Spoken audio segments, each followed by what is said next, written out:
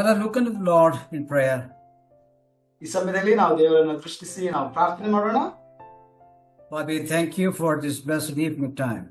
ತಂದೆ ಅನುಗ್ರಹಿಸಲ್ಪಟ್ಟಂತೆ ಈ ಸಂಜೆ ವೇಳೆಗಾಗಿ ನಾವು ನಿಮಗೆ ಸ್ತೋತ್ರ ಮಾಡ್ತೇವೆ. We thank you for giving another opportunity to come together and study the Word of God. ಮತ್ತೊಮ್ಮೆ ನಿನ್ನ ವಾಕ್ಯವನ್ನ ಅಧ್ಯಯನ ಮಾಡುವುದಕ್ಕೆ ನಮಗೆ ಕೊಟ್ಟಂತ ಈ ಒಳ್ಳೆಯ ಸದವಕಾಶಕ್ಕಾಗಿ ನಾವು ಸ್ತೋತ್ರ ಮಾಡ್ತೇವೆ. We commit each one of us in your hands. ಪ್ರತಿಯೊಬ್ಬರನ್ನು ನಿನ್ನ ಕರಗಳಿಗೆ ನಾವು ಒಪ್ಪಿಸಿಕೊಟ್ಟು ಪ್ರಾರ್ಥಿಸ್ತೇವೆ. In Jesus' precious name we pray. ಯೇಸು ಕ್ರಿಸ್ತನ ಅತ್ಯಮೂಲ್ಯವಾದ ನಾಮದಲ್ಲಿ ನಾವು ಪ್ರಾರ್ಥಿಸ್ತೇವೆ. Amen. Amen. Amen. Amen. It has been so good to be once again in His presence. ಮತ್ತೊಮ್ಮೆ ಆತನ ಸನ್ನಿಧಾನದಲ್ಲಿ ಇರೋದು ನಿಜಕ್ಕೂ ಬಹಳ ಸಂತೋಷವಾದಂತಹ ಒಂದು ಸಮಯ. The session we could open a new chapter. ಈ ಒಂದು ಅಧ್ಯಯನದಲ್ಲಿ ನಾವು ಒಂದು ಹೊಸ ಒಂದು ವಿಷಯದ ಕುರಿತಾಗಿ ನಾವು ಅಧ್ಯಯನ ಮಾಡ್ತಾ ಇದ್ದೇವೆ. I think that all of you remember the title of the new subject.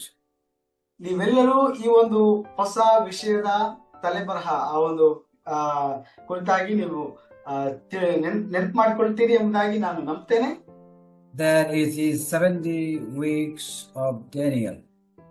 ಅದೇನಪ್ಪಾ ಅಂತಂದ್ರೆ ದಾನಿಯೇಲನ 70 ವಾರಗಳು. We had something as introduction to the last session. ಕಳೆದ ಸಂಚಿಕೆಯಲ್ಲಿ ಇದರ ಕುರಿತಾದಂತ ಒಂದು ಸಣ್ಣ ಕಿರುನೋಟವನ್ನ ಪರಿಚಯವನ್ನ ನಾವು ಮಾಡಿಕೊಂಡಿದ್ದೇವೆ. And I think all of you are keeping those things in mind.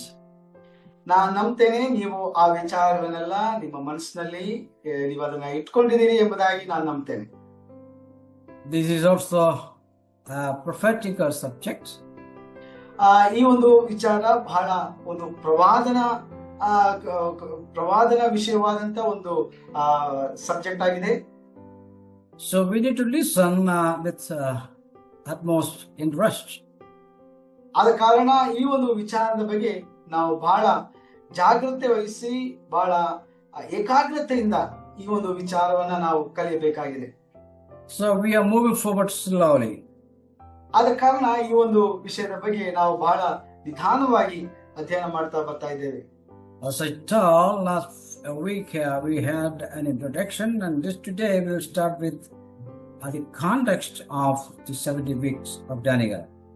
ನಾನು ಹೇಳಿದ ಹಾಗೆ ನಾವು ಕಳೆದ ಸಂಚಿಕೆಯಲ್ಲಿ ಈ ಒಂದು ವಿಚಾರದ ಕುರಿತಾದಂತ ಒಂದು ಸಣ್ಣ ಕಿರು ಪರಿಚಯವನ್ನ ನಾವು ಮಾಡಿಕೊಂಡಿದ್ದೇವೆ. ಈ ದಿನದಲ್ಲಿ ನಾವು ಈ ಒಂದು ವಿಷಯದ ಕುರಿತಾಗಿರುವಂತ ಸಂದರ್ಭ ಅದರ ಹಿನ್ನೆಲೆಯ ಕುರಿತಾಗಿ ನಾವು ಅಧ್ಯಯನ ಮಾಡಲಿಕ್ಕಿದ್ದೇವೆ. In order to understand the subject, the 70 weeks of Daniel, we also need to look into the context of the subject. ಹೌದು, ದಾನಿಯೇಲನ 70 ವಾರಗಳ ವಿಚಾರದ ಕುರಿತಾಗಿರುವಂತ ಈ ಒಂದು ಅಧ್ಯಯನವನ್ನ ನಾವು ಸರಿಯಾದ ರೀತಿಯಲ್ಲಿ ನಾವು ತಿಳ್ಕೊಳ್ಬೇಕಾದ್ರೆ ಈ ಒಂದು 70 ವಾರಗಳ ಕುರಿತಾಗಿರುವಂತ ಹಿನ್ನೆಲೆ ಅಥವಾ ಅದರಲ್ಲಿರುವಂತ ಆ ಒಂದು ಸಂದರ್ಭವನ್ನ ನಾವು ಸರಿಯಾಗಿ ತಿಳಿದುಕೊಳ್ಳಬೇಕಾದ ಅವಶ್ಯಕತೆ ಇದೆ. 70 weeks is Daniel's third vision, following 2 visions in chapter 7 and chapter 8. ಈ ಒಂದು 70 ವಾರಗಳು ಎಂಬುವಂತದ್ದು ದಾನಿಯೇಲನ 7ನೇ ಮತ್ತು 8ನೇ ಅಧ್ಯಾಯದಲ್ಲಿ ಕಂಡುಬರುವ 2 ದರ್ಶನಗಳ ನಂತರ ಕಾಣುವ 3ನೆಯ ದರ್ಶನವಾಗಿದೆ. In chapter 7, Daniel had a vision about the future world history. 7ನೇ ಅಧ್ಯಾಯದಲ್ಲಿ ನಾವು ನೋಡುವಾಗ ದಾನಿಯೇಲನಿಗೆ ಪ್ರಪಂಚದ ಕುರಿತಾಗಿರುವಂತ ಒಂದು ಭವಿಷ್ಯದ ಕುರಿತಾಗಿ ಅವನಿಗೆ ಒಂದು ದರ್ಶನವು ಅವನಿಗೆ ಕಾಣುವಂತದ್ದಾಗಿದೆ. He had a vision of 4 beasts that's coming out of the sea. ಆ ಒಂದು ದರ್ಶನದಲ್ಲಿ ಸಮುದ್ರದಿಂದ 4 ಮೃಗಗಳು ಹೊರಗೆ ಬರುವುದರ ಕುರಿತಾಗಿ ಅವನು ದರ್ಶನ ಕಾಣ್ತಾನೆ. And these 4 beasts represents 4 kingdoms. ಈ 4 ಮೃಗಗಳು ಅದು 4 ರಾಜ್ಯಗಳನ್ನ ಅಥವಾ ದೇಶಗಳನ್ನ ಸೂಚಿಸುವಂತದಾಗಿತ್ತು. We have it in chapter 7 and verse 17. ಇದು 7ನೇ ಅಧ್ಯಾಯ 17ನೇ ವಚನದಲ್ಲಿ ದಾನಿಯೇಲನ ಪುಸ್ತಕದಲ್ಲಿ ನಾವು ಇದನ್ನ ನೋಡಬಹುದು. The kingdoms are Babylon, Mede, Persia, Greek, and Rome.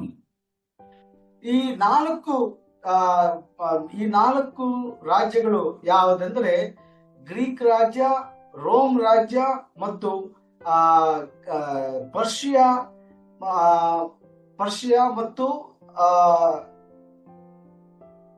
It's Babylon, Babylon ರಾಜ್ಯವಾಗಿದೆ. Mede, Persia, Greek, and Roman. ಹೌದು, ಬಾಬಿಲೋನ್, ಗ್ರೀಕ್,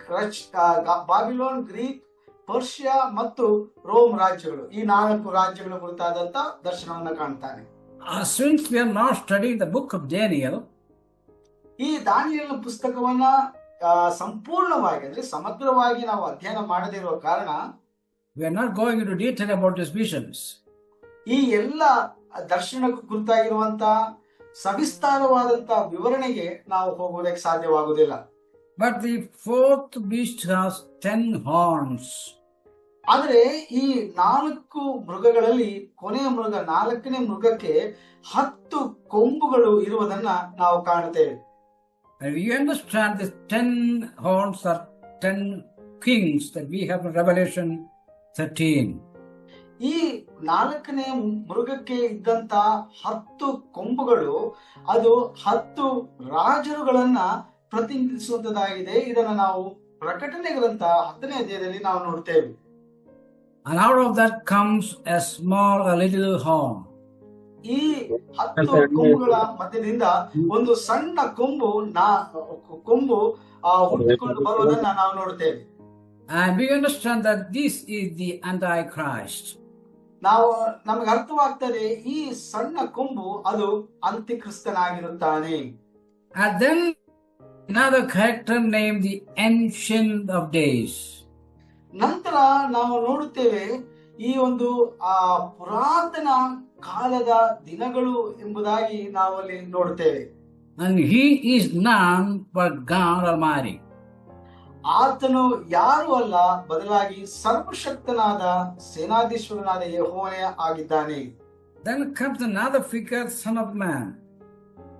ನಂತರ ನಾವು ನೋಡುತ್ತೇವೆ ಮನುಷ್ಯ ಕುಮಾರನ ಒಂದು ದೃಶ್ಯವನ್ನ ನೋಡುತ್ತೇವೆ. And that is Messiah. ಅದು ಮೆಸ್ಸಿಯನ ಕುರಿತಾಗಿರುತ್ತದೆ. And again we have saints. ನಂತರ ನಾವು ಸಂತರ ಕುರಿತಾದಂತ ದೃಶ್ಯವನ್ನ ಕಾಣ್ತೇವೆ. These saints are not New Testament saints.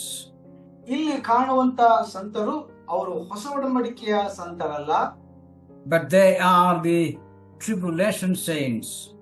ಅವರು ಸಂಕಟ ಕಾಲದ ಸಂತರಾಗಿರುತ್ತಾರೆ. So this is the just outline of the vision that was described in chapter 7 of Daniel. ಈ ರೀತಿಯಾಗಿ ದಾನಿಯೇಲನ ಪುಸ್ತಕದ 7ನೇ ಅಧ್ಯಾಯದಲ್ಲಿ ಅವನು ಕಾಣುವಂತ ದರ್ಶನದ ವಿವಿಧ ಪಾತ್ರಗಳ ಕುರಿತಾಗಿ ನಾವು ತಿಳಿದುಕೊಳ್ಳುತ್ತೇವೆ. And then Daniel has another vision, chapter 8 of Daniel. ನಂತರ ಅದೇ ದಾನಿಯೇಲನ ಪುಸ್ತಕ 8ನೇ ಅಧ್ಯಾಯಕ್ಕೆ ನಾವು ಬರುವಾಗ ಅವನು ಇನ್ನೊಂದು ದರ್ಶನವನ್ನು ಅವನು ಕಾಣ್ತಾನೆ. That the vision of the ram and the great, God.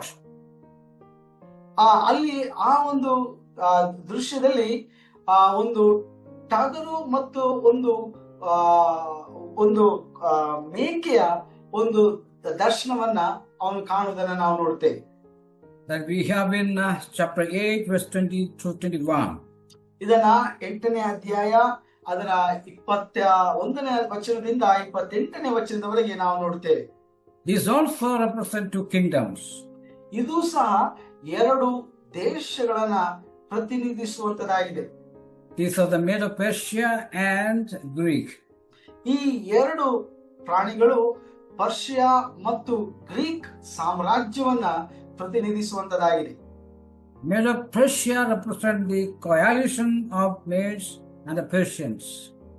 ಈ ವಿದ್ಯಾನರು ಮತ್ತು ಪರ್ಷಿಯದವರು ಇವರಿಬ್ಬರ ಒಂದು ಒಕ್ಕೂಟವಾಗಿದೆ ಈ ವಿದ್ಯಾನರು ಮತ್ತು ಪರ್ಷಿಯದವರ ಒಂದು ಸಾಮ್ರಾಜ್ಯ.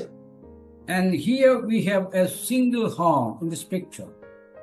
ಆ ಒಂದು ದರ್ಶನದಲ್ಲಿ ಆ ಒಂದು ಮೃಗಕ್ಕೆ ಕೇವಲ ಒಂದು ಕೊಂಬು ಮಾತ್ರ ಇರುವುದನ್ನ ನಾವು ಕಾಣ್ತೇವೆ.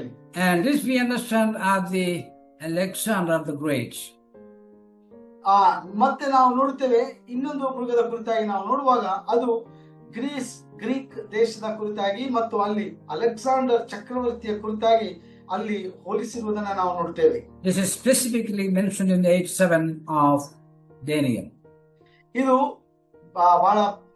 ಬಹಳ ಸೂಕ್ಷ್ಮವಾಗಿ ಇಲ್ಲಿ ನಿರ್ದಿಷ್ಟವಾಗಿ 8ನೇ ಅಧ್ಯಾಯದಲ್ಲಿ ದಾನಿಯೇಲನ ಪುಸ್ತಕ 8ನೇ ಅಧ್ಯಾಯದಲ್ಲಿ ಇದನ್ನ ಪ್ರಕಟಿಸಲಾಗಿದೆ. So 70 weeks is Daniel's third vision, following 2 visions in chapter 7 and 8. ಹೀಗೆ ನಾವು ನೋಡುವಾಗ ಈ 70 ವಾರಗಳು ದಾನಿಯೇಲನು ಕಾಣುವಂತ ಈ ಒಂದು ದರ್ಶನ ಇದು 7ನೇ 8ನೇ ಅಧ್ಯಾಯದ ನಂತರವಾಗಿ ಆತನು ಕಾಣುವಂತ 3ನೇ ದರ್ಶನವಾಗಿದೆ. And this vision concerns the program of God for Israel. ಇದು ಮುಖ್ಯವಾಗಿ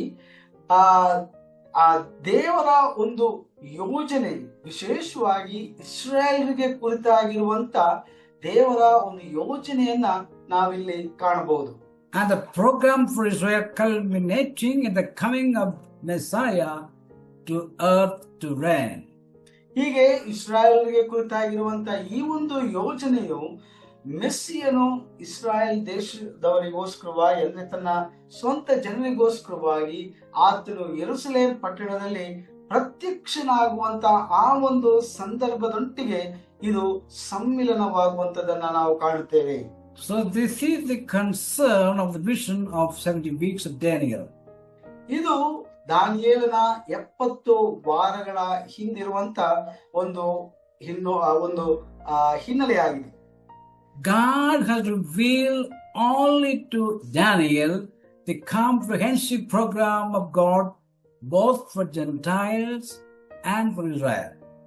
ದೇವರು ದಾನಿಯೇಲನಿಗೆ ಮಾತ್ರ ಅನ್ಯ ಜನಾಂಗಗಳ ಕುರಿತಾಗಿ ಮತ್ತು ಇಸ್ರಾಯೇಲ್ಯರ ಕುರಿತಾಗಿರುವಂತಹ ದೇವರ ಸಮಗ್ರ ಯೋಜನೆಯನ್ನ ಪ್ರಕಟಪಡಿಸಿದ್ದಾನೆ. So it is very significant and important to study the book of Daniel. ಆದ ಕಾರಣ ದಾನಿಯೇಲನ ಪುಸ್ತಕವನ್ನ ನಾವು ಬಹಳ ಕೂಲಂಕುಷವಾಗಿ ನಾವು ಅಧ್ಯಯನ ಮಾಡುವಂಥದ್ದು ಬಹಳಷ್ಟು ಪ್ರಾಮುಖ್ಯವಾದಂತ ಒಂದು ವಿಚಾರ. Because so much detailed vision is not received by any of the Old Testament prophets. ಯಾಕಂದ್ರೆ ಇಷ್ಟು ಸವಿಸ್ತಾರವಾಗಿ ಈ ಒಂದು ದರ್ಶನಗಳನ್ನ ಮತ್ತು ಪ್ರವಾದನೆಗಳನ್ನ ಇಷ್ಟು ಸವಿಸ್ತಾರವಾಗಿ ಬರೆದಂತ ಬೇರೆ ಯಾವ ಒಂದು ಹಳೆ ಒಡಂಬಡಿಕೆಯ ಪ್ರವಾದಿಯನ್ನೂ ಸಹ ನಾವು ಕಾಣುವುದಿಲ್ಲ. God's program for Gentiles is depicted in chapter 7 and 8. ದೇವರ ಒಂದು ಯೋಜನೆ ಅನ್ಯ ಜನರ ಕುರಿತಾಗಿರುವಂತ ಅಥವಾ ಅನ್ಯ ಜನಾಂಗದವರ ಕುರಿತಾಗಿರುವಂತ ಒಂದು ಯೋಜನೆಯನ್ನ ಕುರಿತಾಗಿ ಸವಿಸ್ತಾರವಾಗಿ ನಾವು ದಾನಿಯೇಲನ ಪುಸ್ತಕ 7ನೇ ಅಧ್ಯಾಯ ಮತ್ತು 8ನೇ ಅಧ್ಯಾಯದಲ್ಲಿ ನಾವು ಕಾಣುತ್ತೇವೆ. And God's plan for Israel is detailed in chapter 9 verse 23 to 27. ಮಾತ್ರವಲ್ಲದೆ ದೇವರು ಇಸ್ರಾಯೇಲಿಗೋಸ್ಕರವಾಗಿ ಇಟ್ಟಿರುವಂತ ಸಮಗ್ರ ಯೋಜನೆಯ ಕುರಿತಾದಂತ ಒಂದು ಪ್ರಕಟಣೆಯನ್ನ ದಾನಿಯೇಲನ ಮೂಲಕವಾಗಿ 9ನೇ ಅಧ್ಯಾಯ ಅದರ 23ರಿಂದ 27ನೇ ವಚನದವರೆಗೆ ನಾವು ನೋಡ್ತೇವೆ. Now Gentiles means all the people outside Israel. ನಾವು ಅನ್ಯ ಜನಾಂಗದವರು ಎಂಬುದಾಗಿ ನಾವು ಹೇಳುವಾಗ ಅವರು ಯಾರಂದ್ರೆ ಇಸ್ರಾಯೇಲರ ಹೊರತುಪಡಿಸಿ ಬೇರೆ ಎಲ್ಲ ಜನಾಂಗದವರು, ಬೇರೆ ಎಲ್ಲ ದೇಶದವರು ಸಹ ಈ ಅನ್ಯ ಜನಾಂಗದ ಪಂಗಡದಲ್ಲಿ ಸೇರಿ ಬರುತ್ತಾರೆ. No matter which nation or which race or language they belong. ಅವರು ಯಾವ ಭಾಷೆ ಮಾತನಾಡುವವರಾಗಿರ್ಲಿ, ಯಾವ ದೇಶದವರಾಗಿರ್ಲಿ, ಯಾವ ರಾಷ್ಟ್ರದವರಾಗಿರ್ಲಿ, ಬೇರೆ ಎಲ್ಲರೂ ಸಹ ಈ ಅನ್ಯ ಜನಾಂಗದವರ ಗುಂಪಿಗೆ ಸೇರಿಸಲ್ಪಡುತ್ತಾರೆ. If you strictly saying it is only for Jews, they are the Jews and the other thing is the Gentile. ನಾವು ಬಹಳ ನಿರ್ದಿಷ್ಟವಾಗಿ ಅವರನ್ನ ಪ್ರತ್ಯೇಕಿಸುವುದಾದರೆ ಕೇವಲ ಯಹೂದ್ಯರು ಒಂದು ಪಂಗಡ ಮತ್ತೆ ಯಹೂದ್ಯರಲ್ಲದವರು ಉಳಿದವರೆಲ್ಲರೂ ಅನ್ಯ ಜನಾಂಗಗಳ ಆ ಒಂದು ಪಂಗಡಕ್ಕೆ ಸೇರಿ ಬರುತ್ತಾರೆ. So God's plan for Gentiles and Israel is revealed to Daniel. ಹೀಗೆ ಇಬ್ಬರ ಕುರಿತಾದಂತ ಅಂದ್ರೆ ಅನ್ಯ ಜನಾಂಗಗಳ ಕುರಿತಾಗಿ ಮಾತ್ರವಲ್ಲದೆ ಇಸ್ರಾಯೇಲ್ ಜನರ ಕುರಿತಾಗಿರುವಂತಹ ದೇವರ ಸಮಗ್ರ ಯೋಜನೆಯನ್ನ ದೇವರು ದಾನಿಯೇಲನಿಗೆ ಪ್ರಕಟಪಡಿಸುವುದನ್ನು ನಾವು ನೋಡುತ್ತೇವೆ. God has distinct and specific and separate plan for each group people. ದೇವರಿಗೆ ಬಹಳ ನಿರ್ದಿಷ್ಟವಾದಂತ ಬಹಳ ಪ್ರತ್ಯೇಕವಾದಂತ ಒಂದು ಯೋಜನೆಯನ್ನ ಇಬ್ಬರಿಗೂ ಸಹ ಅಂದ್ರೆ ಇಸ್ರಾಯೇಲ್ರಿಗೂ ಮತ್ತು ಅನ್ಯ ಜನಾಂಗಕ್ಕೂ ಆತನು ನಿಗದಿಪಡಿಸಿದ್ದಾನೆ. God's plan is prescripted in eternity past. ಮಾತ್ರವಲ್ಲದೆ ಆತನ ಈ ಸಮಗ್ರ ಯೋಜನೆ ಅಂದ್ರೆ ದೇವರ ಈ ಸಮಗ್ರ ಯೋಜನೆಯು ಆತನು ನಿತ್ಯತ್ವಕ್ಕೂ ಮುಂಚಿತವಾಗಿ ಆತನು ಅದನ್ನ ನಿಗದಿಪಡಿಸಿದ್ದಾನೆ. It's not a mystery, it's not a revelation, it is not a new finding. ಇದು ಒಂದು ಹೊಸ ಆವಿಷ್ಕಾರವಲ್ಲ ಅಥವಾ ಇದು ಹೊಸದಾಗಿ ನಾವು ಕಂಡು ಹಿಡಿದಂತ ಒಂದು ವಿಚಾರವಲ್ಲ. ಇದೀಗಾಗಲೇ ಮುಂಚೆ ಆತನು ಇದನ್ನ ನಿಯೋಜಿಸಿದವನಾಗಿದ್ದನು. Everything happens in the universe according to God's plan. ಎಲ್ಲವೂ ದೇವರ ಯೋಜನೆಗೆ ಅನುಗುಣವಾಗಿ ತಕ್ಕ ಸಮಯದಲ್ಲಿ ನಡೆಯುವಂತದಾಗಿದೆ. God's major programs are maybe divided into four groups. ಮುಖ್ಯವಾಗಿ ದೇವರ ಸಮಗ್ರ ಯೋಜನೆಗಳನ್ನ ನಾವು 4 ವಿಧಗಳಾಗಿ ಅದನ್ನ ವಿಭಾಗಿಸಬಹುದು. God's program for the angels. ಮೊದಲನೇದಾಗಿ ದೇವದೂತರಿಗೋಸ್ಕರವಾಗಿ ಇರುವಂತ ದೇವರ ಯೋಜನೆ. He has specific plan for the angels. ದೇವರಿಗೆ ಬಹಳ ಪ್ರತ್ಯೇಕವಾದಂತ ಒಂದು ಯೋಜನೆ ದೇವದೂತರಿಗೋಸ್ಕರವಾಗಿ ಆತನು ಮಾಡಿಟ್ಟಿದ್ದಾನೆ. Angels are not self-created. ದೇವದೂತರು ತಾವೇ ಸ್ವತಃ ಸೃಷ್ಟಿಸಲ್ಪಟ್ಟವರು ಅಲ್ಲ. They are created beings. ಅವರೆಲ್ಲರೂ ದೇವರಿಂದ ಸೃಷ್ಟಿಸಲ್ಪಟ್ಟವರಾಗಿದ್ದಾರೆ. And God has a specific plan for them. ಆದ ಕಾರಣ ದೇವದೂತರಿಗೋಸ್ಕರವಾಗಿ ದೇವರು ಒಂದು ನಿಗದಿತವಾದಂತ ಯೋಜನೆಯನ್ನ ಆತನು ಮಾಡಿದ್ದಾನೆ. And then God has a different plan for the Gentiles. ನಂತರವಾಗಿ ನಾವು ನೋಡುತ್ತೇವೆ ದೇವರಿಗೆ ಅನ್ಯ ಜನಾಂಗಗಳ ಕುರಿತಾದಂತ ಒಂದು ವಿಭಿನ್ನವಾದಂತ ಯೋಜನೆಯೂ ಸಹ ಇದೆ. Gentiles are non-Jews. ನಮಗೆ ಗೊತ್ತಿದೆ, ನಾವು ಈಗಾಗಲೇ ನೋಡಿದ ಹಾಗೆ ಅನ್ಯ ಜನರು ಯಾರಪ್ಪ ಅಂತಂದ್ರೆ ಯಹೂದ್ಯರಲ್ಲದವರು. ಯಹೂದ್ಯರ ಹೊರತುಪಡಿಸಿ ಬೇರೆಲ್ಲರೂ ಅನ್ಯ ಜನಾಂಗಗಳ ಗುಂಪಿಗೆ ಸೇರ್ತಾರೆ. And God has a set of plans for them. ಮಾತ್ರವಲ್ಲದೆ ದೇವರು ಇವರಿಗೋಸ್ಕರವಾಗಿ ಒಂದು ನಿರ್ದಿಷ್ಟವಾದಂತ ಯೋಜನೆಯನ್ನ ಪ್ರಕಟಪಡಿಸಿದ್ದಾನೆ. And then God has a different plan for his own chosen people, Israel. ಮಾತ್ರವಲ್ಲದೆ ದೇವರು ತಾನೇ ಸ್ವತಃ ಆದುಕೊಂಡಂತ ಪ್ರತ್ಯೇಕಿಸಲ್ಪಟ್ಟಂತ ಇಸ್ರಾಯೇಲ್ ಜನಾಂಗಕ್ಕೂ ಸಹ ಒಂದು ಯೋಜನೆಯನ್ನ ಆತನು ತೀರ್ಮಾನಿಸಿದ್ದಾನೆ. All these programs are different. ಈ ಎಲ್ಲ ಯೋಜನೆಗಳು ಒಂದಕ್ಕೊಂದು ವಿಭಿನ್ನವಾದದ್ದು. So a student of Bible should understand this fact as a foremost, matter to study. ಆದ ಕಾರಣ ಒಬ್ಬ ಸತ್ಯವೇದದ ವಿದ್ಯಾರ್ಥಿಯು ಈ ಎಲ್ಲ ಯೋಜನೆಗಳನ್ನ ನಾವು ನಿರ್ದಿಷ್ಟವಾಗಿ ಅದನ್ನ ಅಧ್ಯಯನ ಮಾಡುವಂಥದ್ದು ಬಹಳ ಪ್ರಾಮುಖ್ಯವಾದದ್ದಾಗಿದೆ. If we misunderstand this program for God for each group, our hermeneutics will be something wrong. ಆದ ಕಾರಣ ದೇವರ ಈ ಒಂದು ನಿರ್ದಿಷ್ಟವಾದಂತ ಯೋಜನೆಯನ್ನ ಈ 3 ಗುಂಪುಗಳಿಗೆ ಇರುವಂತ ಈ ಯೋಜನೆಯನ್ನ ನಾವು ಸರಿಯಾದ ರೀತಿಯಲ್ಲಿ ನಾವು ಅರ್ಥ ಮಾಡಿಕೊಳ್ಳದೆ ಇದನ್ನ ಅಪಾರ್ಥ ಮಾಡಿಕೊಂಡರೆ ನಾವು ಮಾಡುವಂತ ಎಲ್ಲ ವ್ಯಾಖ್ಯಾನಗಳು ಅದು ತಪ್ಪಾಗಿರುವಂತದಾಗಿದೆ. And finally, God has a specific and particular plan for the church. ಕೊನೆಯದಾಗಿ ಅಂತಿಮವಾಗಿ ದೇವರಿಗೆ ವ್ಯಕ್ತಿಗತವಾದಂತ ಒಂದು ಪ್ರತ್ಯೇಕವಾದಂತ ಯೋಜನೆ ಆತನ ಸಭೆಯ ಕುರಿತಾಗಿದೆ. It is exclusively for the church. ಇದು ಬಹಳ ಪ್ರತ್ಯೇಕವಾಗಿ ಸಭೆಗೋಸ್ಕರವಾಗಿ ಮಾತ್ರ ಮೀಸಲಾಗಿಟ್ಟಂತ ಒಂದು ಯೋಜನೆಯಾಗಿದೆ.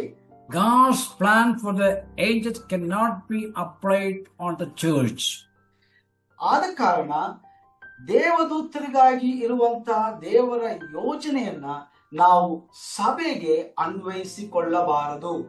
God's plan for the Gentiles cannot be applied to the church. ಅದೇ ರೀತಿಯಾಗಿ ಅನ್ಯ ಜನಾಂಗಗಳ ಕುರಿತಾಗಿರುವಂತ ದೇವರ ಯೋಜನೆಯನ್ನ ನಾವು ಸಭೆಗೆ ಹೋಲಿಸಬಾರದು. And God's plan for Israel cannot be applied to the church. ಅದೇ ರೀತಿಯಾಗಿ ಇಸ್ರಾಯೇಲರ ಕುರಿತಾಗಿರುವಂತ ದೇವರ ಯೋಜನೆಯನ್ನ ನಾವು ಸಭೆಗೆ ಹೋಲಿಸಿಕೊಳ್ಳಬಾರದು. And church plan cannot be applied to any of these previous three group of people. ಅದೇ ರೀತಿಯಾಗಿ ದೇವರ ಸಭೆಗೋಸ್ಕರವಾಗಿರುವಂತ ದೇವರ ಯೋಜನೆಯನ್ನ ಮತ್ತಿತರ ಗುಂಪುಗಳಿಗೆ ನಾವು ಅಳವಡಿಸಬಾರದು. But Israel stands as a shadow for the church. ಆದರೆ ಇಲ್ಲಿ ನಾವು ನೋಡ್ತೇವೆ ಇಸ್ರಾಯೇಲ್ ಜನಾಂಗವು ಅದು ಸಭೆಯ ಒಂದು ನೆರಳಾಗಿ ಅಥವಾ ಒಂದು ಛಾಯೆಯಾಗಿ ಪ್ರತಿಬಿಂಬಿಸಲ್ಪಟ್ಟಿದೆ. In Old Testament, Israel is a shadow of the real thing or real object, that is the New Testament church.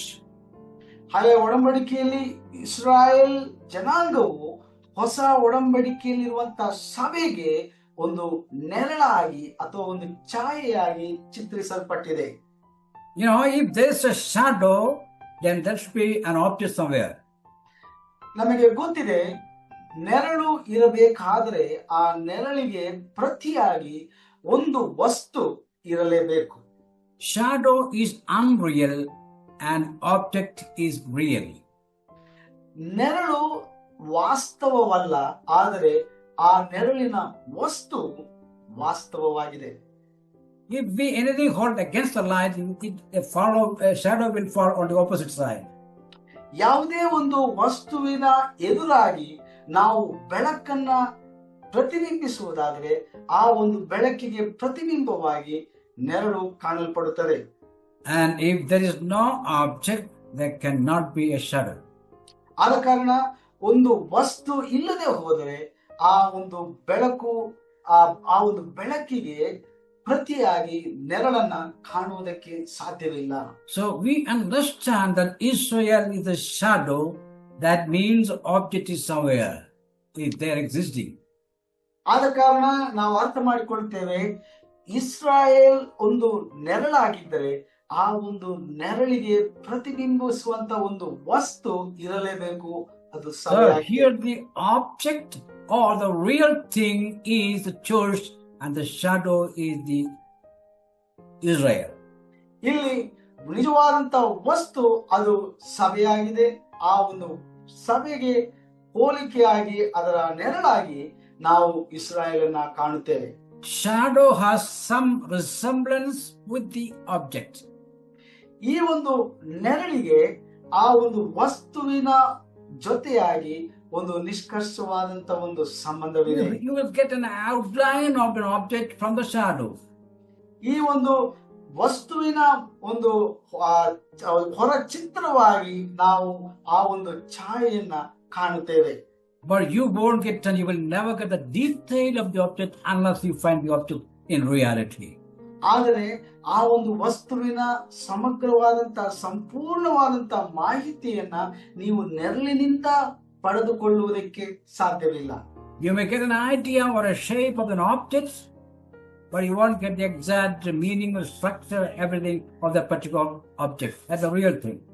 ಆದ ಕಾರಣ ನೀವು ಆ ನೆರಳಿನಿಂದ ನಿಜವಾದ ವಸ್ತು, ಅಂದರೆ ಯಾವ ವಸ್ತುವಿನಿಂದ ಆ ನೆರಳು ಉಂಟಾಗಿದೆ ಎಂಬುದನ್ನ ನೀವು ಒಂದು ಒಂದು ಒಂದು ಮಟ್ಟಕ್ಕೆ ನೀವು ಅದನ್ನ ತಿಳ್ಕೊಳ್ಳಬಹುದೇ ಹೊರತುಪಡಿಸಿ ಆ ಒಂದು ನೆರಳಿನ ಪ್ರಾಮುಖ್ಯವಾದಂತ ವಸ್ತುವಿನ ಕುರಿತಾಗಿರುವಂತ ರೂಪುರೇಖೆಗಳಾಗಲಿ ಅದರ ವಿಚಾರಗಳಾಗಲಿ ಸಂಪೂರ್ಣವಾದಂತ ಮಾಹಿತಿಯನ್ನ ನಾವು ನೆರಳಿನಿಂದ ಪಡೆದುಕೊಳ್ಳುವುದಕ್ಕೆ ಸಾಧ್ಯವಿಲ್ಲ. ನಾವು ಆ ವಸ್ತುವನ್ನೇ ನಾವು ಪರಿಶೀಲಿಸಬೇಕು. In the same way, we will get some idea about the New Testament church from the Israel. ಹೀಗೆ ಇಸ್ರಾಯೇಲಿನ ಮೂಲಕವಾಗಿ ಹೊಸ ಒಡಂಬಡಿಕೆಯ ಸಭೆಯ ಕುರಿತಾಗಿರುವಂತಹ ಸ್ವಲ್ಪ ಮಟ್ಟಿಗೆ ವಿಚಾರಗಳನ್ನ ನಾವು ಕಲಿತುಕೊಳ್ಳುವುದಕ್ಕೆ ಸಾಧ್ಯ. But Israel is not New Testament church, and New Testament church is not Israel. ಆದರೆ ಗಮನ ಬಿಡಬೇಕು, ಇಸ್ರಾಯೇಲ್ ಜನಾಂಗದವರು ಹೊಸ ಒಡಂಬಡಿಕೆ ಸಭೆಯಲ್ಲ, ಅದೇ ರೀತಿಯಾಗಿ ಹೊಸ ಒಡಂಬಡಿಕೆ ಸಭೆಯು Israel ಜನಾಂಗವಲ್ಲ. These are two separate, distinct entities. ಇವೆರಡೂ ಸಹ ವ್ಯತ್ಯಸ್ತವಾದಂತಹ ಪ್ರತ್ಯೇಕಿಸಲ್ಪಟ್ಟಂತಹ ವ್ಯಕ್ತಿಗತವಾದಂತಹ ವಿಚಾರಗಳಾಗಿವೆ. Many children of God and teachers and preachers just misunderstand this fact. ಅನೇಕ ದೇವ ಸೇವಕರುಗಳು, ಬೋಧಕರುಗಳು ಈ ಒಂದು ವಿಚಾರವನ್ನ ಅವರು ಎರಡನ್ನು ಮಿಶ್ರ ಮಾಡಿ ಅದನ್ನ ಗೊಂದಲಪಡಿಸುವಂತವರಾಗಿದ್ದಾರೆ. They simply directly apply what is applied to Israel on church. ಅವರು ನೇರವಾಗಿ ಇಸ್ರಾಯೇಲ್ಗೆ ಅನ್ವಯಿಸಬೇಕಾದಂತ ವಿಚಾರವನ್ನ ಸಭೆಗೆ ಅನ್ವಯಿಸ್ತಾರೆ. So we should not be confused with. ಆದ ಕಾರಣ ಈ ಎರಡು ವಿಚಾರಗಳ ಕುರಿತಾದಂತ ಒಂದು ವ್ಯತ್ಯಸ್ತಿಕವಾದಂತ ವಿಚಾರಗಳ ಕುರಿತಾಗಿ ನಮಗೆ ಗೊಂದಲ ಇರಬಾರದು. So God has mainly 4 programs, one for the angels, one for the Gentiles, one for the Israel, and another for church. ಹೀಗೆ ದೇವರ ಯೋಜನೆಗಳಲ್ಲಿ ನಾವು ನೋಡುವಾಗ 4 ವಿಧವಾದಂತಹ ಯೋಜನೆಗಳನ್ನ ನಾವು ಕಾಣ್ತೇವೆ. ಮೊದಲನೇದಾಗಿ ದೇವದೂತರಿಗೋಸ್ಕರವಾಗಿರುವಂತಹ ದೇವರ ಯೋಜನೆ, ಎರಡನೇದಾಗಿ ನಾವು ನೋಡ್ತೇವೆ ಇಸ್ರಾಯೇಲ್ರಿಗೋಸ್ಕರವಾಗಿ ಇರುವಂತ ಯೋಜನೆ, ಮೂರನೇದಾಗಿ ಅನ್ಯ ಜನರಿಗೋಸ್ಕರವಾಗಿ ಇರುವಂತ ದೇವರ ಯೋಜನೆ, ನಾಲ್ಕನೇದಾಗಿ ನಾವು ನೋಡ್ತೇವೆ ದೇವ ಸಭೆಗೋಸ್ಕರವಾಗಿ ಇರುವಂತಹ ದೇವರ ಯೋಜನೆ. Of these 4 plans of God, ಈ ಎಲ್ಲ 4 ಯೋಜನೆಗಳಲ್ಲಿ only Daniel in Old Testament got the privilege to be the channel of revelation for the second and third program. ಈ ಒಂದು ದಾನಿಯೇಲನ ಪ್ರವಾದನೆಗಳ ಮೂಲಕವಾಗಿ ಕೇವಲ ದಾನಿಯೇಲನಿಗೆ ಮಾತ್ರ ದೇವರು ಈ ದೇವರ ಯೋಜನೆಗಳಲ್ಲಿ 4 ಯೋಜನೆಗಳಲ್ಲಿ ಈ ಒಂದು ಅನ್ಯ ಜನಾಂಗಗಳ ಕುರಿತಾಗಿ ಮಾತ್ರವಲ್ಲದೆ ಇಸ್ರಾಯೇಲ್ರ ಕುರಿತಾಗಿರುವಂತಹ ಯೋಜನೆಯ ಒಂದು ಪ್ರಕಟಣೆ ದಾನಿಯೇಲನಿಗೆ ಲಭಿಸುವುದನ್ನು ನಾವು ನೋಡುತ್ತೇವೆ. He only received the revelation about the 2 programs of God, that is the program for the Gentiles and for Israel. ದಾನಿಯೇಲನು ಮಾತ್ರ ಅನ್ಯ ಜನಾಂಗಗಳ ಕುರಿತಾದಂತ ದೇವರ ಯೋಜನೆ ಮಾತ್ರವಲ್ಲದೆ ಇಸ್ರಾಯೇಲ್ರ ಕುರಿತಾದಂತ ದೇವರ ಯೋಜನೆಯ ಒಂದು ಭವಿಷ್ಯವಾಣಿಯನ್ನ ಅವನಿಗೆ ಸಿಗುವುದನ್ನು ನಾವು ನೋಡುತ್ತೇವೆ. As we know, the revelation for the New Testament is given to Paul, apostle. ನಾವು ನೋಡ್ತೇವೆ ಹೊಸ ಒಡಂಬಡಿಕೆಯ ಸಭೆಯ ಕುರಿತಾದಂತ ಒಂದು ಪ್ರಕಟಣೆಯನ್ನ ದೇವರು ಪೌಲನಿಗೆ ತಿಳಿಸುವುದನ್ನ ನಾವು ನೋಡ್ತೇವೆ. No Old Testament prophets got that revelation. ಯಾವುದೇ ಹಳೆ ಒಡಂಬಡಿಕೆಯ ಪ್ರವಾದಿಗಳಿಗೆ ಈ ಒಂದು ಪ್ರಕಟಣೆ ಸಿಗಲಿಲ್ಲ. In the same way, the program of God for the Gentiles and Israel is given to Daniel so extensively. ಅದೇ ರೀತಿಯಾಗಿ ನಾವು ನೋಡ್ತೇವೆ ಬಹಳ ಸವಿಸ್ತಾರವಾಗಿ ಅನ್ಯ ಜನಾಂಗಗಳ ಕುರಿತಾದಂತಹ ಒಂದು ದೇವರ ಯೋಜನೆ ಮಾತ್ರವಲ್ಲದೆ ಇಸ್ರಾಯೇಲ್ರ ಕುರಿತಾದಂತ ದೇವರ ಯೋಜನೆಯನ್ನ ದೇವರು ದಾನಿಯೇಲನ ಮುಖಾಂತರವಾಗಿ ತಿಳಿಯಪಡಿಸುವುದನ್ನು ನಾವು ನೋಡ್ತೇವೆ. So we need to have some idea about Daniel. ಆದ ಕಾರಣ ದಾನಿಯೇಲನ ಕುರಿತಾದಂತ ಸ್ವಲ್ಪ ಮಟ್ಟಿಗೆ ಆದರೂ ಆ ಒಂದು ಮಾಹಿತಿ, ಒಂದು ತಿಳುವಳಿಕೆ ನಮಗೆ ಇರಬೇಕು. As we move forward, we try to say little about Daniel as the time passes. ಆದ ಕಾರಣ ಮುಂದಿನ ದಿನಮಾನಗಳಲ್ಲಿ ನಾವು ಅಧ್ಯಯನ ಮಾಡುತ್ತಾ ಹೋಗುವ ಹಾಗೆ ದಾನಿಯೇಲನ ಕುರಿತಾದಂತಹ ಹೆಚ್ಚಿನ ವಿಚಾರಗಳನ್ನ ನಾವು ಕಲಿಯುತ್ತಾ ಹೋಗುವವರಾಗಿದ್ದೇವೆ. Now Daniel was a captive Jew along with Hananiah, Mishael, Azariah, and ಹೀಗೆ ನಾವು ನೋಡುತ್ತೇವೆ ದಾನಿಯೇಲನು ಅವನು ಬಹಳ ಯವನ ಪ್ರಾಯದಲ್ಲಿದ್ದಾಗಲೇ ಅವನು ಸೆರೆ ಹಿಡಿಯಲ್ಪಟ್ಟಂತ ಒಬ್ಬ ಯಹೂದಿಯಾಗಿ ಅವನ ಇತರ ಸ್ನೇಹಿತರ ಜೊತೆಯಾಗಿ ನಾವು ನೋಡುತ್ತೇವೆ. ಅವನನ್ನ ಬಾಬಿಲೋನ್ ಪಟ್ಟಣಕ್ಕೆ ಸೆರೆಯಾಳಾಗಿ ಅಥವಾ ಗಡಿಪಾರು ಮಾಡಲ್ಪಟ್ಟದನ್ನ ನಾವು ನೋಡುತ್ತೇವೆ. So Daniel, Hananiah, Mishael, Azariah. This we have in Daniel 1:6. ಹೀಗೆ ದಾನಿಯೇಲನ ಪುಸ್ತಕ 1ನೇ ಅಧ್ಯಾಯ 6ನೇ ಅಧ್ಯಾಯದಲ್ಲಿ ನಾವು ನೋಡ್ತೇವೆ. ದಾನಿಯೇಲನ ಜೊತೆಯಾಗಿ ಅನನೀಯನು ಮತ್ತು ಅವನ ಇತರ ಸಂಗಡಿಗರು ಜೊತೆಯಾಗಿ ಸೆರೆ ಹಿಡಿಯಲ್ಪಟ್ಟು ಅವರನ್ನ ಗಡಿಪಾರು ಮಾಡುವುದನ್ನು ನಾವು ನೋಡ್ತೇವೆ. They were taken to Babylon after the first conquest of Israel, Jerusalem. ನಾವು ನೋಡುತ್ತೇವೆ ಯೆರೂಸಲೇಮ್ ಪಟ್ಟಣವನ್ನ ಪ್ರಥಮ ಬಾರಿಗೆ ಬಾಬಿಲೋನ್ನ ಅರಸನು ಅದನ್ನ ವಶಪಡಿಸಿಕೊಂಡಾಗ ಅವರನ್ನ ಗಡಿಪಾರು ಮಾಡಲಾಗುವುದನ್ನು ನಾವು ನೋಡುತ್ತೇವೆ. This occurred in the 3rd year of the reign of Jehoiakim, king of Judah. ಇದು ನಾವು ನೋಡುತ್ತೇವೆ ಯೆಹೋಯಾಕೀಮ್ ಅವನ ಆಡಳಿತದಲ್ಲಿ, ಅವನ ಆಡಳಿತದ 3ನೇ ವರ್ಷದಲ್ಲಿ ಈ ಒಂದು ಘಟನೆ ನಡೆಯುವುದನ್ನು ನಾವು ನೋಡ್ತೇವೆ. And Nebuchadnezzar took them up captive approximately in the year of 6 or 5 BC. ಸರಿಸುಮಾರು ಕ್ರಿಸ್ತ ಪೂರ್ವ 605ನೇ ಇಸವಿಯಲ್ಲಿ ಅರಸನಾದ ನೆಬೂಕದ್ನೆಚ್ಚರನು ಇವರನ್ನ ಸೆರೆಯಾಳಾಗಿ ಅವರನ್ನ ಹಿಡಿದುಕೊಂಡು ಬಾಬಿಲೋನಿಗೆ ಕರೆದೊಯ್ಯುವುದನ್ನು ನಾವು ನೋಡುತ್ತೇವೆ. When we say about the Old Testament days, we say approximately because we cannot exactly say which date it was.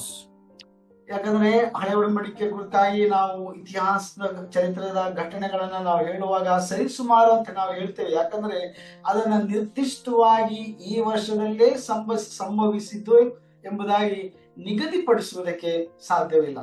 So this event occurred somewhere in 605 BC.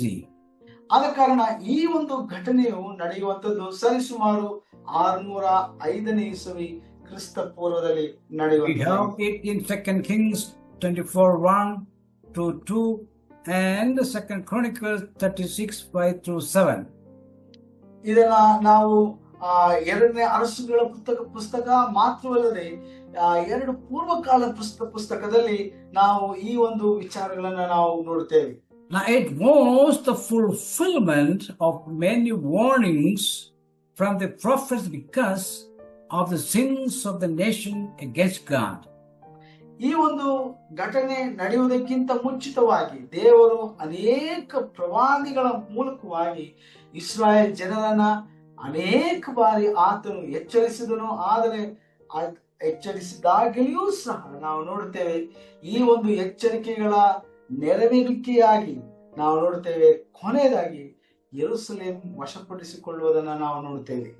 Our God is a long suffering God. ನಮ್ಮ ದೇವರು ಆತನು ದೀರ್ಘ ಶಾಂತಿಯುಳ್ಳವನಾಗಿದ್ದಾನೆ.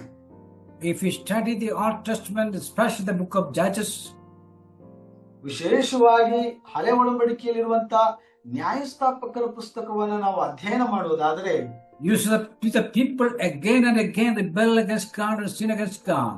ನಾವು ನೋಡುತ್ತೇವೆ ಜನರು ಪುನರಾವರ್ತನೆಯಾಗಿ ಅವರು ಪ್ರತಿ ಬಾರಿ ದೇವರ ವಿರುದ್ಧವಾಗಿ ಪಾಪ ಮಾಡುವುದನ್ನು ನಾವು ನೋಡುತ್ತೇವೆ. And God will send judgments. ಅದರ ಪರಿಣಾಮವಾಗಿ ದೇವರು ಅವರ ಮೇಲೆ ನ್ಯಾಯ ವಿಚಾರಣೆ ಮಾಡುವುದನ್ನು ನಾವು ನೋಡುತ್ತೇವೆ. The people and the prophet will come and warn them. ಅದರ ನಿಮಿತ್ತವಾಗಿ ದೇವರು ಪ್ರವಾದಿಗಳನ್ನ ಕಳುಹಿಸಿ ಇಸ್ರಾಯೇಲರನ್ನ ಕಾಲಕ್ರಮೇಣ ಅವರನ್ನ ಎಚ್ಚರಿಸುವುದನ್ನು ನಾವು ನೋಡುತ್ತೇವೆ. And the people repent. ಜನರು ಪಶ್ಚಾತ್ತಾಪ ಪಡುತ್ತಾರೆ. And God will become calm. ನಂತರ ದೇವರು ಈ ಜನರ ಪಶ್ಚಾತ್ತಾಪವನ್ನು ನೋಡಿ ಮನಮುಟ್ಟುತ್ತಾನೆ. And this thing is going over and over and again. ಈ ಒಂದು ಪ್ರಕ್ರಿಯೆ ಅದು ಅನೇಕ ಬಾರಿ ಪುನರಾವರ್ತನೆಗೊಳ್ಳುವುದನ್ನು ನಾವು ನೋಡುತ್ತೇವೆ. So this captivity was a fulfillment of many warnings from the prophets because of their sins of the nation against God. ಹೀಗೆ ನಾವು ನೋಡುತ್ತೇವೆ ಈ ರೀತಿಯಾಗಿ ಇಸ್ರಾಯೇಲರನ್ನ ಸೆರೆ ಹಿಡಿಯಲ್ಪಟ್ಟವರಾಗಿ ಅವರನ್ನ ಗಡಿಪಾರು ಮಾಡಲ್ಪಟ್ಟದ್ದು ದೇವರು ಪ್ರವಾದಿಗಳ ಮೂಲಕವಾಗಿ ಅನೇಕ ಎಚ್ಚರಿಕೆಗಳನ್ನು ನೀಡಿ ಅದರ ನೆರವೇರಿಕೆಯಾಗಿ ಅಂತಿಮವಾಗಿ ಸಂಭವಿಸುವಂತ ಅಥವಾ ನೆರವೇರುವಂತ ಒಂದು ಘಟನೆಯಾಗಿ ನಾವು ಕಾಣುತ್ತೇವೆ. ಇಲ್ಲಿ In Leviticus 25:1-7, it's clearly warned. ನಾವು ನೋಡ್ತೇವೆ ಯಾಜಕ ಕಾಂಡ ಪುಸ್ತಕ ಅದರ 25ನೇ ಅಧ್ಯಾಯದಲ್ಲಿ 1-7 ವಚನದಲ್ಲಿ ಅಲ್ಲಿಯೂ ಸಹ ದೇವರು ಬಹಳ ಸ್ಪಷ್ಟವಾಗಿ ಇಸ್ರಾಯೇಲರಿಗೆ ಎಚ್ಚರಿಕೆಗಳನ್ನ ಕೊಡುವುದನ್ನು ನಾವು ನೋಡ್ತೇವೆ. Here it is written like this: the Lord said to Moses. ಅಲ್ಲಿ ನಾವು ನೋಡ್ತೇವೆ, ಈ ರೀತಿಯಾಗಿ ಓದ್ತೇವೆ, ದೇವರು ಮೋಶೆಗೆ ಈ ರೀತಿಯಾಗಿ ಹೇಳ್ತಾನೆ, the land shall keep a Sabbath to the Lord. ಈ ಒಂದು ಭೂಮಿಯು ಯೆಹೋವನಿಗೋಸ್ಕರವಾಗಿ ಸಬ್ಬತ್ತನ್ನ ಸ್ಥಾಪನೆ ಮಾಡುವಂತದಾಗಿದೆ. 6 years you shall sow your field. 6 ವರ್ಷಗಳ ಕಾಲ ನೀವು ನಿಮ್ಮ ಭೂಮಿಯ ಮೇಲೆ ಬಿತ್ತನೆಯನ್ನ ಮಾಡುತ್ತೀರಿ. And 6 years you shall prune your vineyard. ಮಾತ್ರವಲ್ಲದೆ 6 ವರ್ಷಗಳ ಕಾಲ ನಿಮ್ಮ ದ್ರಾಕ್ಷೆ ತೋಟಗಳನ್ನ ನೀವು ಹದ ಮಾಡುತ್ತೀರಿ. And gather in its fruits. ಮಾತ್ರವಲ್ಲದೆ ನೀವು ಅದರ ಫಲಗಳನ್ನ ಸಂಗ್ರಹ ಮಾಡಿಕೊಳ್ಳುತ್ತೀರಿ. But in the 7th year there shall be a Sabbath of the solemn rest for the land. ಆದರೆ 7ನೇ ವರ್ಷದಲ್ಲಿ ನೀವು ಸಂಪತ್ ವರ್ಷವನ್ನಾಗಿ ನೀವು ಆಚರಿಸಿ ಆ ಒಂದು ಭೂಮಿಯಲ್ಲಿ ಯಾವುದೇ ರೀತಿಯಾದಂತ ಒಂದು ಕಾರ್ಯ ಕೆಲಸಗಳನ್ನ ನೀವು ಮಾಡಬಾರದು. ಅದಕ್ಕೆ ಸಂಪೂರ್ಣವಾದಂತ ವಿಶ್ರಾಂತಿಯನ್ನ ನೀವು ನೀಡಬೇಕು ಎಂಬುದಾಗಿ ದೇವರು ಆಜ್ಞಾಪಿಸ್ತಾನೆ. A Sabbath to the Lord. ಈ ಒಂದು ಸಬ್ಬತ್ ಯೆಹೋವನಿಗೋಸ್ಕರವಾಗಿ ಆಚರಿಸುವಂತ ಸಬ್ಬತ್ತಾಗಿದೆ. You shall not sow. ನೀವು ಯಾವುದೇ ಕಾರಣಕ್ಕೂ ಬಿತ್ತಬಾರದು. Or prune your vineyard. ಅಥವಾ ನಿಮ್ಮ ದ್ರಾಕ್ಷೆ ತೋಟಗಳನ್ನ ನೀವು ಹದ ಮಾಡಬಾರದು. Your land, all its yields shall be for the food. ನಿಮ್ಮ ಭೂಮಿಯು ನಿಮಗೆ ಬೇಕಾದಂತ ಆಹಾರವನ್ನು ಆ ವರ್ಷದಲ್ಲಿ ನಿಮಗೆ ಕೊಡುತ್ತದೆ. This is a clear and straight warning from God. ಇದು ಬಹಳ ಸ್ಪಷ್ಟವಾಗಿ ನೇರವಾಗಿ ದೇವರು ಇಸ್ರಾಯೇಲರಿಗೆ ಆಜ್ಞಾಪಿಸಿದಂತ ಒಂದು ಆಜ್ಞೆ ಆಗಿತ್ತು. I think you have noted the wording in that verse. ನೀವು ಈ ಒಂದು ವಾಕ್ಯದಲ್ಲಿ ಇರುವಂತಹ ಈ ಒಂದು ಪದ ಬಳಕೆಯನ್ನ ಉಪಯೋಗವನ್ನ ನೀವು ಗಮನಿಸಿದ್ದೀರಿ ಎಂಬುದಾಗಿ ನಾನು ನಂಬುತ್ತೇನೆ. There shall be a Sabbath of solemn rest for the land, a Sabbath to the Lord, not for Israel.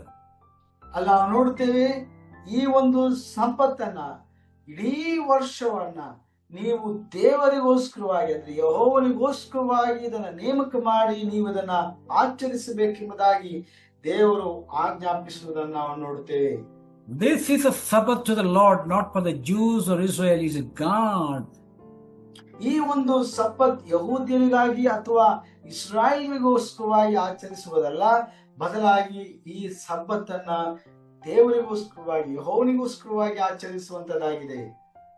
But Israel miserably failed to keep God's word.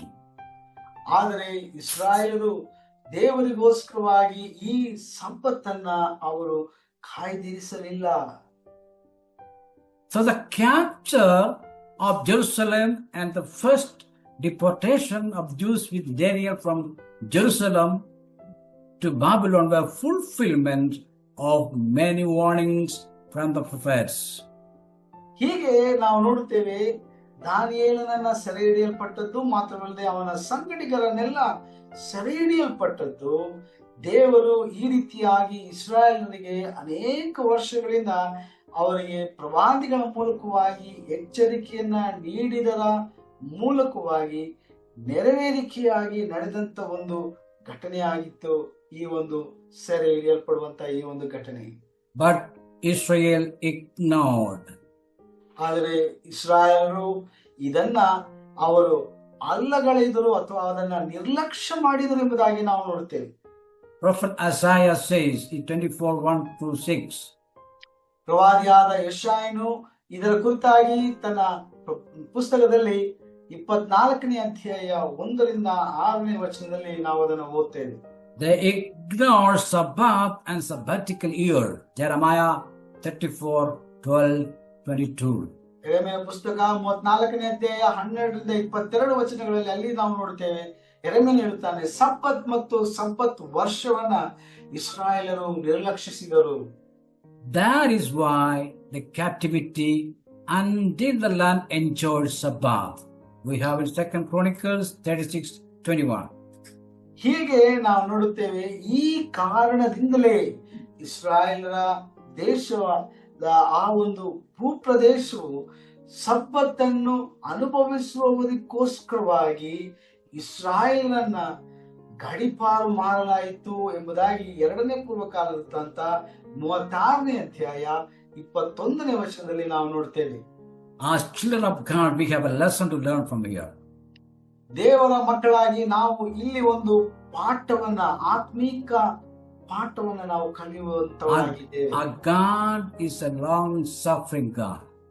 ನಮ್ಮ ದೇವರು ದೀರ್ಘ ಶಾಂತಿಯುಳ್ಳವನಾಗಿದ್ದಾನೆ. That doesn't mean that His forgiveness has no limits. ಅದರ ಅರ್ಥ ಹೀಗೆ ಅಲ್ಲ, ಆತನು ಕ್ಷಮಿಸುವುದಕ್ಕೆ ಒಂದು ಮಿತಿ ಇಲ್ಲ ಎಂಬುದಾಗಿ ನಾವು ಅರ್ಥ ಮಾಡಿಕೊಳ್ಳಬಾರದು. God has made a plan for Israel. ದೇವರು ಇಸ್ರಾಯೇಲಿಗೋಸ್ಕರವಾಗಿ ಒಂದು ಯೋಜನೆಯನ್ನು ಆತನು ಮಾಡಿದ್ದಾನೆ. And He will come to pass it.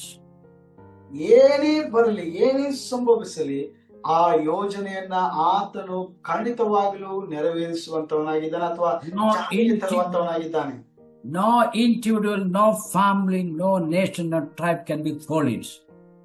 ಯಾವ ದೇಶವಾಗಲಿ, ಯಾವ ಸೈತಾನನ ಕಾರ್ಯಗಳಾಗಲಿ ಅಥವಾ ಏನೇ ಆಗಲಿ, ಯಾವುದೂ ಸಹ ದೇವರ ಯೋಜನೆಯನ್ನ ಅಡ್ಡಿಪಡಿಸುವುದಕ್ಕೆ ಸಾಧ್ಯವಿಲ್ಲ.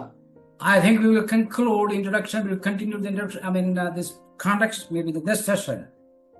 ನಾವು ಈ ಒಂದು ಹಿನ್ನೆಲೆಯ ಕುರಿತಾದಂತ ಇನ್ನು ಅನೇಕ ವಿಚಾರಗಳನ್ನ ಮುಂದಿನ ಸಂಚಿಕೆಯಲ್ಲಿ ನಾವು ಅಧ್ಯಯನ ಮಾಡೋಣ. ಇಲ್ಲಿಗೆ ನಾನು ಈ ಒಂದು ವಿಚಾರವನ್ನ ಕೊನೆಗಾಣಿಸುವುದಕ್ಕೆ ನಾನು ಬಯಸ್ತೇನೆ. So this is the part of a context of the 70 weeks of Daniel.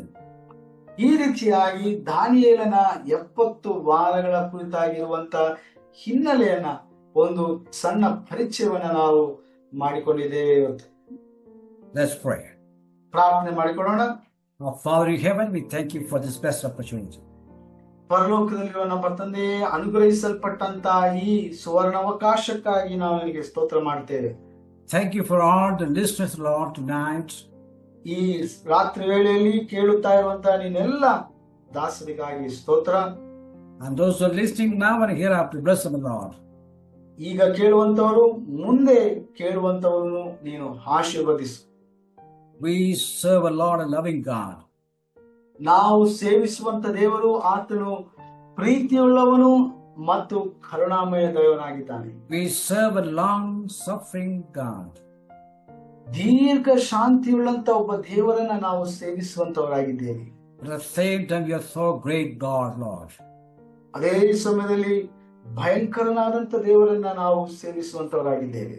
Help us to in your presence humbly in our life. ಹೌದು, ನಿನ್ನ ಸನ್ನಿಧಾನದಲ್ಲಿ ನಾವು ತಗ್ಗಿಸಿಕೊಂಡವರಾಗಿ ಕಾಣಲ್ಪಡುವಂತೆ ನಮಗೆ ಸಹಾಯ ಮಾಡು. Especially Jason for good translation. ಉತ್ತಮವಾದ ಭಾಷಾಂತರ ಮಾಡಿದ ದೇಶನವರನ್ನು ನಿನ್ನ ಆಶೀರ್ವದಿಸು. For all the team members who are working behind. ಈ ತೆರೆಯ ಹಿಂದೆ ಕೆಲಸ ಮಾಡ್ತಿರುವಂತ ಬಿಲ್ಡರ್ಸ್ ತಂಡದ ಎಲ್ಲ ಸದಸ್ಯರಿಗಾಗಿ ನಾವು ಪ್ರಾರ್ಥನೆ ಮಾಡ್ತೇವೆ. For all the teachers. ಮಾತ್ರವಲ್ಲ, ಎಲ್ಲ ಬೋಧಕರಿಗಾಗಿಯೂ ಸಹ ನಾವು ಪ್ರಾರ್ಥನೆ ಮಾಡ್ತೇವೆ. And for all the provisions. ಎಲ್ಲ ನಿನ್ನ ವರದಾನಗಳಿಗಾಗಿ ನಾವು ಪ್ರಾರ್ಥನೆ ಮಾಡ್ತೇವೆ. In Jesus' name we pray. ಯೇಸು ಕ್ರಿಸ್ತನ ಹೆಸರಿನಲ್ಲಿ ನಾವು ಪ್ರಾರ್ಥಿಸ್ತೇವೆ. Amen. Amen. Amen. Amen. Amen.